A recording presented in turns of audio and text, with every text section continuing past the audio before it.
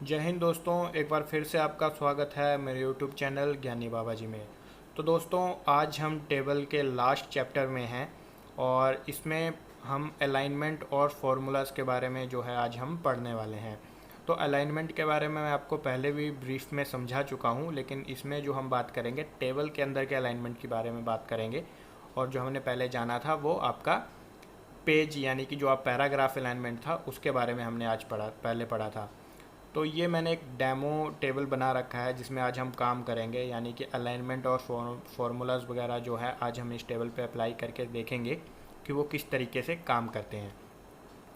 तो अलाइनमेंट में पहले हम जो हमने पहले थोड़ा सा देखा था उसके बारे में थोड़ा सा जान लेते हैं। तो यहाँ पे आप देखोगे जो हमारा टेक्स्ट है वो थोड़ा सा आगे पीछे है, कहीं पे राइट साइड में है, कहीं पे टॉप में है, कहीं पे लेफ़्ट में है। तो ये लुक वाइज जो है वो अच्छा नहीं लग रहा है। तो अगर आपका ये अगर टेक्स्ट आपका जो डाटा है अगर आपका थोड़ा सा हो तब तो आप इसको सेट कर सकते हो, लेकिन आपका अगर लंबा डाटा है तो उस चीज़ को आप मैनुअली जो है वो उस चीज़ को सही नहीं कर सकते। तो उसके लिए आप अलाइनमेंट का यूज़ करेंगे। तो जो यहाँ पे देखोगे होम टैब में आपका जो अलाइनमेंट है वो पैराग्राफ, यहाँ पे ग्रुप में जो है वो सिर्फ पैराग्राफ के लिए काम करेगा, लेकिन थोड़ा बहुत यहाँ पे भी उस चीज़ का जो है वो काम आप ले सकते हो। तो अगर आप लेफ़्ट में अगर इसमें अप्लाई करोगे तो जो आपका टेक्स्ट जो है वो लेफ़्ट साइड में जो है आपका शिफ्ट हो जाएगा। लेकिन अभी आप देख रहे हो अगर मैं मिड में सेलेक्ट कर रहा हूँ तो आपका टेबल मूव हो रहा है क्योंकि मैंने टेबल सेलेक्ट कर रखा था। तो पहले आप सेल सेलेक्ट करोगे, सॉरी टेबल के अंदर के सेल को सिलेक्ट करोगे, फिर आप जो इसमें अलाइनमेंट यूज़ करोगे तो वो आपका जो टेक्स्ट है वो आपका सिर्फ मूव करेगा, आपका टेबल मूव नहीं करेगा। तो यहाँ पे हमारे पास 4 तरह का अलाइनमेंट है पैराग्राफ ग्रुप में, लेकिन हम टेबल के अंदर के अलाइनमेंट के बारे में जानेंगे। तो वो आपको लेआउट में जब आप क्लिक करोगे तो वहाँ पे आप देखोगे 9 तरीके के आपके पास अलाइनमेंट दे रखे हैं अलाइनमेंट ग्रुप के अंदर। तो ये जो 9 तरीके का अलाइनमेंट है इसमें आपको 3 पार्ट्स में डिवाइड किया गया है, टॉप, मिड और बॉटम। तो ये जो है वो आपके सेल के अंदर का एरिया है, यानी कि सेल को आप इन्होंने 3 हिस्सों में डिवाइड किया है, एक तो टॉप लेयर, एक बॉटम लेयर और एक मिड लेयर। तो पहले मैं आपको सिलेक्ट को जो हमारा टेक्स्ट है उसको सिलेक्ट कर लूँगा। तो यहाँ पे जब मैंने इसको सिलेक्ट कर लिया तो यहाँ पे देखो अगर मैं अभी जो है वो मेरा लेफ़्ट वाला इसमें लगा हुआ है क्योंकि जो मेरा टेक्स्ट है वो टॉप के लेफ़्ट में है। अगर इसमें मैं मिड में सेलेक्ट करूँगा तो जो मेरा टेक्स्ट है वो टॉप यानी कि सेल का जो टॉप एरिया है उसमें शिफ्ट हो जाएगा मिड में। अगर मैं इसमें वही राइट में सेलेक्ट करता हूँ तो मेरा जो टेक्स्ट है वो राइट की तरफ मूव करेगा, लेकिन सिर्फ टॉप टॉप वाले अलाइनमेंट में यानी कि टॉप लेयर में। तो जब मैं इसमें बॉटम पे क्लिक कर दूंगा तो वो मेरा जो टेक्स्ट है वो सबसे नीचे यानी कि सेल के निचले हिस्से में शिफ्ट हो जाएगा, वो लेफ़्ट साइड में। और अगर मैं मिड वाली लेयर में से अगर किसी अलाइनमेंट को चूज़ करता हूँ, जो मेरा सेल है वो मिड में उस वाले अलाइनमेंट की तरफ शिफ्ट हो जाएगा जो मैं चूज़ कर रहा हूँ। जैसे अभी मैंने मिड में लेफ़्ट जो चूज़ करा तो मेरा जो सेल है वो मिड में लेफ़्ट साइड में मूव हो रहा है। तो ये हमारे पास 9 तरीके के अलाइनमेंट दे रखे हैं। तो इसको आप यूज़ कर सकते हो अपने हिसाब से, जो आपको सही लगे, जो आपको चाहिए हो। तो अभी हम थोड़ा सा समझ लेते हैं कि अलाइनमेंट किस तरीके से यूज़ करेगा। तो ये आपका फर्स्ट आ गया, ये बीच में सेकंड, ये आपका थर्ड, ये फोर्थ, ये फिफ्थ, ये सिक्स्थ, सेवन्थ, एट्थ और जो बीच में है जहाँ पे आपका भी टेक्स्ट है ये आपका नाइन्थ है। तो इस तरीके से आपके जो है वो 9 अलाइनमेंट यहाँ पे आप यूज़ कर सकते हो टेबल के अंदर। तो अभी यह जो है हमने अलाइनमेंट के बारे में देख लिया। 9 तरीके के अलाइनमेंट हमको दे रखे हैं और इसको कैसे कैसे यूज़ करना है वो भी मैंने आपको बता दिया है। तो आप इसको अपने तरीके से यूज़ कर सकते हो।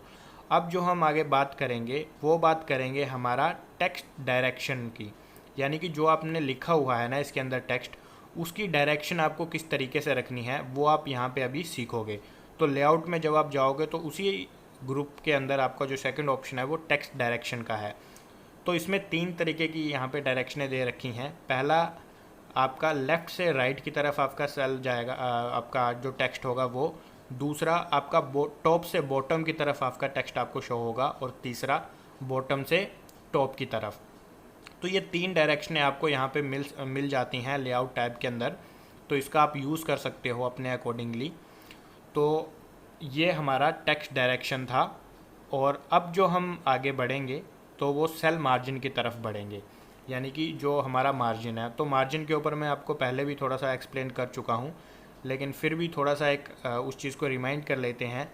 तो हम इसमें लेआउट के अंदर जाएंगे और लेआउट के अंदर जब जाएंगे तो आप देखोगे सबसे पहला जो ऑप्शन है आपका पेज सेटअप के अंदर वो मार्जिन का है। तो ये जो आपका यहाँ पे मार्जिन दे रखा है वो सिर्फ पेज मार्जिन है, लेकिन ऑप्शन जो है जो यूज़ करने का तरीका है वो दोनों का सेम रहेगा, चाहे वो पेज सेटअप का मार्जिन हो चाहे वो सेल मार्जिन के बात में अगर हम बात करें तो चलिए अभी हम सेल के बारे में बात करते हैं। तो देखो जैसे ही आपने सेल मार्जिन पे क्लिक करा तो आपके सामने एक छोटी सी विंडो आ रही है जिसमें आपको वही ऑप्शन दे रखे हैं जो आपको पेज सेटअप के टाइम पे दिए होते हैं। तो अगर आपने वो वाली वीडियो अभी तक नहीं देखी है तो मैं उसका लिंक डिस्क्रिप्शन में दे दूँगा, आप उसको वहाँ से पहले देख लेना, फिर आपको ये यूज़ करने में आसानी रहेगी। तो यहाँ पे अभी आप देखोगे कि जो आपका जो यहाँ पे जो आपको शो हो रहा है 0.4 का जो आपको मार्जिन यहाँ पे शो हो रहा था। तो इस चीज़ को समझने के लिए पहले हम इस पे लेफ़्ट साइड का अलाइनमेंट यूज़ कर लेते हैं। तो यहाँ पे आप देखो जो आपका टेक्स्ट है और जो आपकी सेल की जो लाइन है उसके बीच में थोड़ा सा आपको यहाँ पे गैप दिख रहा होगा। तो ये जो आपको गैप दिख रहा है ना, ये हमारा मार्जिन है। तो अभी इसको हम जानेंगे कि इसको हम कैसे कम या ज़्यादा कर सकते हैं। तो इसके लिए क्या आप करोगे, आप इसको सिलेक्ट करोगे जहाँ पे आप अपना कर्सर रख दो और सेल मार्जिन में जाओगे। तो यहाँ पे अभी हमने लेफ़्ट वाला अलाइनमेंट यूज़ करा तो हम लेफ़्ट वाला जो मार्जिन है उसको कम करेंगे।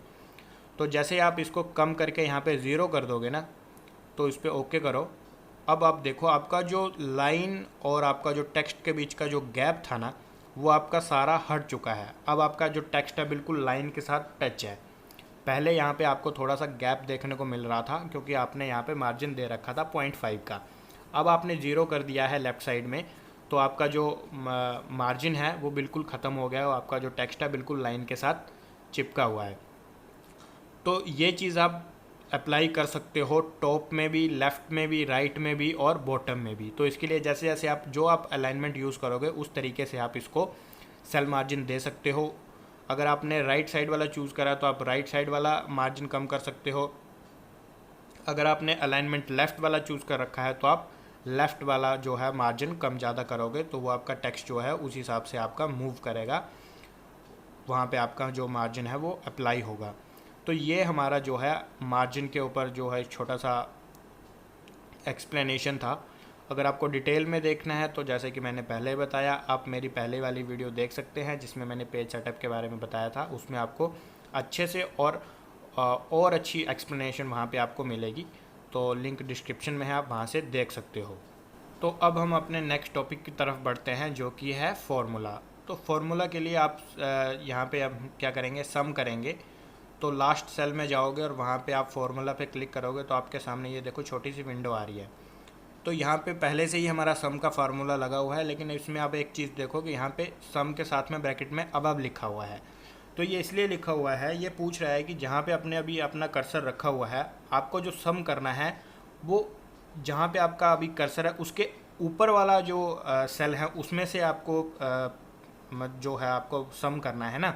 तो इसलिए यहाँ पे अब लिखा हुआ आ रहा है। अगर आपको जहाँ पे आपका कर्सर है उसके नीचे जो अगर आपका टेक्स्ट है वो आपको अगर प्लस करना है तो यहाँ पे आप बिलो लिखोगे। तो जो आपका बिलो जहाँ पे आपका कर्सर होगा उसके बिलो वाला जो है वो आपका प्लस हो जाएगा। तो यहाँ पे अभी हम अब वाला प्लस करेंगे, तो इसलिए यहाँ पे हम ओके कर देंगे। सम के बाद सम का फार्मूला लगा हुआ है। तो यहाँ पे देखो कोई भी फार्मूला आप लगाओगे ना तो इक्वल टू आपको हमेशा लगाना पड़ेगा, तभी आपका फार्मूला वर्क करेगा। यहाँ पे ऑटोमेटिकली आपको फार्मूला इक्वल टू के साथ लिखा हुआ है। अगर आप इक्वल टू नहीं लगाएंगे और सिंपल लिखेंगे सम ब्रैकेट में अब, तो वो सिर्फ एज अ टेक्स्ट वहाँ पे मेंशन होगा, फार्मूला के हिसाब से वहाँ पे मेंशन नहीं होगा। ओके प्रेस करोगे, देखो यहाँ पे आपके जो कैलकुलेशन जो है वो आ गई है। तो इसको आप अगर मैनुअली भी देखोगे तो 7 7 14, 14 और 6 20 और 5 25। तो यानी कि आपका जो कैलकुलेशन है वो बिल्कुल सही आ रही है। अब हम दूसरा कोई फार्मूला यहाँ पे ट्राई करते हैं। मान के चलिए आपको यहाँ पे एवरेज का फार्मूला लगाना हो तो वो आप कैसे लगाएंगे। तो यहाँ पे AVERAGE यानी कि एवरेज यहाँ पे आप टाइप करोगे और बाकी सेम आप वैसे ही रहने दोगे, तो ये आपको एवरेज यहाँ से फाइंड आउट करके दे रहा है। तो जैसे इसमें अभी क्या देख रखा है, इसने अभी 6250, यानी कि ये आपका एवरेज अमाउंट है जितना भी आपने पेमेंट करी है उसमें से। तो यहाँ पे आप एवरेज का फार्मूला भी लगा सकते हैं। अगर आपको मिनिमम यानी कि अगर आपको कम से कम आपको ये चेक करना है कि आपने सबसे कम अमाउंट हुआ है वो कितना पेड करा है, तो यहाँ पे आप मिन का फार्मूला लगा सकते हैं। शॉर्ट में मिनिमम को हम MIN लिखते हैं। तो जैसे आपने वो फार्मूला लगाया तो यहाँ पे ये बता रहा है कि आपने जो सबसे कम अमाउंट पेड करा है वो है 5,000 रुपया। अगर उस तरीके से अगर आपको मैक्सिमम अमाउंट अगर फाइंड आउट करना हो तो वहाँ पे आप MAX लिखोगे और ओके पे क्लिक कर दोगे, तो यहाँ पे मैक्सिमम अमाउंट भी आपका फाइंड आउट करके आपको दे देगा कि आपने जो हाईएस्ट वैल्यू पेड करी है वो आपकी 7,000 है। तो दोस्तों यहाँ पे अभी आपने सम का फार्मूला लगाना सीख लिया है, एवरेज कैसे फाइंड आउट करनी है वो आपको मैंने बता दिया है। अगर आपको मिनिमम कोई वैल्यू फाइंड आउट करनी है जो आपने पेमेंट करी है उसमें से, और अगर आपने यदि आपको मैक्सिमम वैल्यू अगर फाइंड आउट करनी है, तो वो सारी चीज़ें मैं सारे फार्मूले मैंने आपको अभी करके बता दिए हैं, तो आप अपनी तरीके से यहाँ पे अप्लाई कर सकते हैं। तो दोस्तों नेक्स्ट वीडियो में हम बात करेंगे टेबल से जुड़े कुछ और टॉपिक्स के बारे में, जैसे कि आपको अगर नेस्टिंग टेबल्स क्या होता है उसके बारे में जानेंगे। अगर आपको इंसर्ट करना हो एक्सेल की स्प्रेडशीट तो वो आप कैसे इंसर्ट कर सकते हो, और इसके साथ साथ आपको रैपिंग टेक्स्ट के बारे में मैं बताऊंगा। तो अगर आपने अभी तक मेरा चैनल सब्सक्राइब नहीं करा है तो कृपया करके चैनल को सब्सक्राइब कर लीजिए ताकि आपसे कोई अपडेट मिस ना हो। और अगर आपको वीडियो अच्छा लगा हो तो लाइक ज़रूर करना, अपने दोस्तों के साथ भी शेयर करना। आज के लिए इतना ही।